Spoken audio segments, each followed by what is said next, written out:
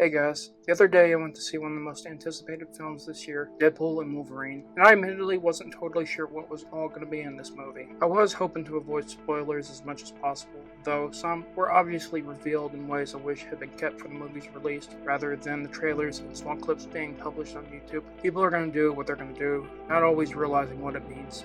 Though staying on track, I was very interested to see how they would portray this version of Wolverine and his journey through the story. Round of applause for Hugh Jackman. He killed his role as Logan once again, really pushing the more serious and grounded narratives of this film. There was also Deadpool's journey I was curious about as well. Despite the jokes with some being good and others being questionable, his story was also a matter of tension as he was going through a severe depression, like his at first unwilling new teammate. Certain elements to this movie really hit hard with obvious callbacks to previous movies and how it tied these elements together. While I wish certain parts of the movie had been changed, which I will get into a little later, this movie was entertaining and worth a watch, and I feel brings at least some possibilities for Marvel's live-action stories going forward. This movie, there was a lot of expectations and hopes I had for this story. Deadpool and Wolverine leaping across the multiverse into the MCU hit the nail on the head for mutants to be more largely included and portrayed in its main universe. I feel that this doesn't take away from the Wolverine of the 2017's Logan sacrifice and ending for that universe's version of the character, though I'm admittedly lost and confused how that Wolverine and this Deadpool are from the same universe, as we didn't have any mentions of Deadpool's existence in Logan. If you also include the younger Charles Xavier and the X-Men being a part of Deadpool 2, and that's Logan would be a more considerable leap in time between the movies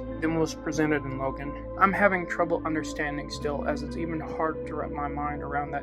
In Logan, the X-Men are all dead, yet Colossus and Negasonic Teenage Warhead are alive in Deadpool and Wolverine. There's a few things I'm confused about regarding certain characters in this movie and their home universes, whether they're the exact same ones from those movies or ones seemingly identical. So apologies if some of the things I state in this review are incorrect. Please correct me if and when I am. Also going into the confusing, how and why is the MCU called Earth 616? Isn't that the main Marvel comic book universe? Are these separate multiverses or so distant that they could be considered separate? I don't know. Multiverses confuse me sometimes. But back on track. The action was good. Its R rating for its brutality and profanity was what was needed to really sell the reality of these characters. Wolverine and Deadpool are at their best with stories that really invoke the part of the narrative of how brutally effective in combat they are, with Wolverine's ferocity and Deadpool unleashing pandemonium. The fights with the TVA, Cassandra Nova's minions, and the battle with the Deadpool variants really were the highlights of this movie element. Though this isn't to say it was always the best portrayed, arguably the most disappointing fight, which really wasn't a fight, was a moment with Sabretooth. He is one of Marvel's most brutal villains and Logan's personal nightmare. For years in the comics, he's terrorized Wolverine and those close to him, beating him within an inch of his life every year on the man's birthday and murdering those he loves. And here was just one cut and he's done?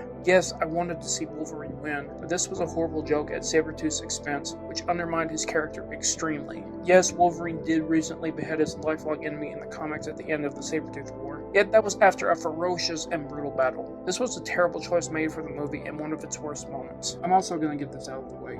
I was not happy to see Blade, or one version of him. Not sure if he's the one from the trilogy from years ago or not. As with the other Marvel movies characters that weren't originally part of the MCU. I really fucking hate this character. I think I heard someone say Stan Lee credited him and his trilogy for giving new life to superhero movies. I just disagree with this to say the least, in the sense of what superhero movies intend in their lessons and themes, as Blade pushes genocide, where the X-Men and the MCU have stood against this. Though it might seem the MCU will portray this if the new Blade trilogy is ever finished. I don't want to spend too much time on this and him because I could rant about my disgust for the character and his stories, and I know many disagree with me, to put it very mildly, and I don't want to possibly start arguments with people about the character and the stories. That's not what this video should be about in its main subject matter. Going back to better things, at least in terms of compelling storytelling, I feel Wolverine and Deadpool's journey in this movie was convincing and compelling in different yet similar ways. Both are struggling with their identities and their places in reality. Wolverine's struggle with his depression and self-loathing hit home really hard for me, as I have and still do deal with these, though obviously Wolverine's is on another level. Depression and self-loathing are brutal enemies. I don't think some realize just how powerful and destructive they are. They can and do eat at you at any moment of every day, whispering or screaming in your mind, or you yourself verbally doing either or both to yourself about your lack of worth or yourself being even monstrous. Having made both mistakes and choices that haunt him, Wolverine's rage is both directed to the outside world, or most often elephant in this movie's case being Deadpool and Ed himself. It was heartbreaking and tear-jerking. It was thanks largely because of Deadpool's ever-slowly effective influence and of course the powerful words of Laura and her story. So glad to see her back and hopefully staying. More on that a little later. Wolverine's path grew from loneliness to purpose was really defined by Hugh Jackman's incredible acting, as he really plays Logan as one of the best live-action versions of the comic book character. Side note, the whole costume for him was awesome too.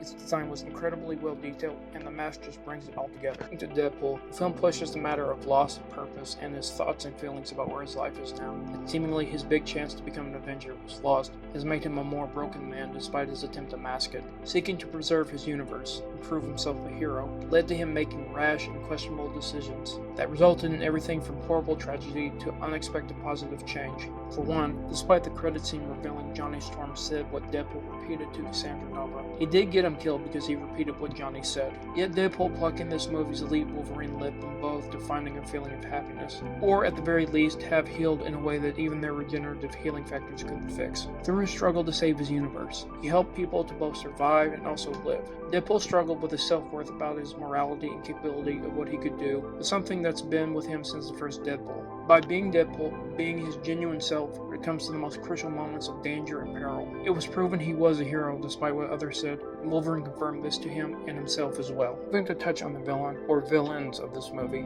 varied in their portrayals and writing. I've already gone on about how Sabretooth was screwed over in the story, in which it had been changed. With Cassandra Nova and Mr. Paradox, I wasn't sure how to feel at times regarding them both. Mr. Paradox's ambition and arrogance ties into his lack of empathy that had me wanting Wolverine and Deadpool to teach him a much harsher lesson than he received. He was going to wipe out billions of lives without so much as a second thought, and all he got was a broken nose? I was expecting something much worse. As for Cassandra Nova, the unpredictable sociopath really presented the raw brutality of someone who didn't experience compassion, community, or love from those around her. They feared and or hated her being happiest in the void and wanting to destroy every other universe. So all that was left was her home presented just how dangerous she was, making Mr. Paradox's designs a minor concern in comparison. While she doesn't have the exact same screen presence in RSA Magneto does, she's perhaps the most terrifying X-Men villain seen because of her insanity and cruelty. And that's saying something when you have straight up bigoted humans who seek the extinction of mutants through genocide as some of the most vile villains in the franchise. I think both actors did well at portraying their characters, especially Emma Corrin, who portrayed Cassandra Nova. As for the other characters, I think Elektra and Gambit were well done as they were presented in the story. I think in part it was because of fan service, though they did have their moments, especially during the fight with Cassandra's minions. Of course, Toad had a moment here or there, though he was mostly a minor character along with Azazel, Psylocke, Lady Deathstrike, and others, so I thought we'd see more of. Juggernaut I mentally thought was going to be more dangerous given he's one of the X-Men's most powerful physical threats. Given he could literally bulldoze through them, he still was another minor villain though, and he was more so a cameo and a minor character than anything else. Pyre was another good callback to the previous movies, with him being more of a threat than the others, considering he no-dipped the Human Torch. Also, that personal Deadpool army Cassandra had control over, which I had mixed feelings about, as I don't know why any of them would do what she says, unless they found a kindred spirit in her. And as to Peter saving Deadpool and Wolverine, to be honest, I thought it was actually another variant of Deadpool rather than Peter. Gotta admit, I didn't really care for that scene too much, but it wasn't something I think was awful, given it was more of a testament of the friendship between Deadpool and Peter, I think. Let me know if I analyzed that scene wrong. There was one character that I was most looking forward to seeing. Daphne Keenan's Laura has to be one of the best portrayals of a live-action comic book character. Even though the character first appeared in a cartoon, semantics, I guess you could say, she was one of the best parts of Logan, bringing the incredible intensity and ferocity to the role that rivaled Hugh Jackman as Wolverine, if not exceeded him. As Deadpool informed Wolverine, Laura is even more ferocious than their father. While we didn't see as much of that warrior in this movie as we did in Logan, the emotional depth and impact she had on Wolverine cannot be underestimated. Despite only having known her Logan for a short time, that bond they built through both mundane moments and in battle was what really hit home to this Wolverine to be a hero that she knew he could be and was. I do wish we had seen more of her in the movie and seen more of her in battle as the fearless fighter she is. Applause to Daphne Keene for her incredible acting.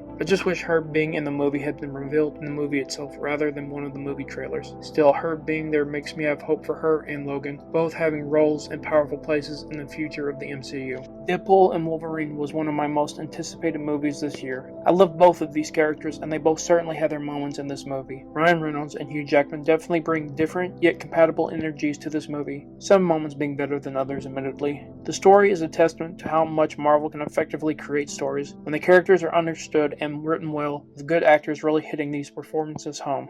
Whether you like the dark humor of Deadpool with his chaotic approach to both life and combat, or you prefer the intense brutality and bluntness of Wolverine, this movie melds them together in ways I think fans of both will like. Though this is how I personally see it, I could be wrong. While the movie didn't fulfill all of my hopes, it's definitely worth the watch and is another memorable addition to the MCU and Marvel. Nevertheless, let me know your thoughts on the movie. How do you feel about this story? Deadpool and Wolverine and other X-Men characters being added into the MCU? And do you think this movie gives hope for the MCU? I hope you all liked this video. Make sure to like, comment, and subscribe. I'll see you all next time.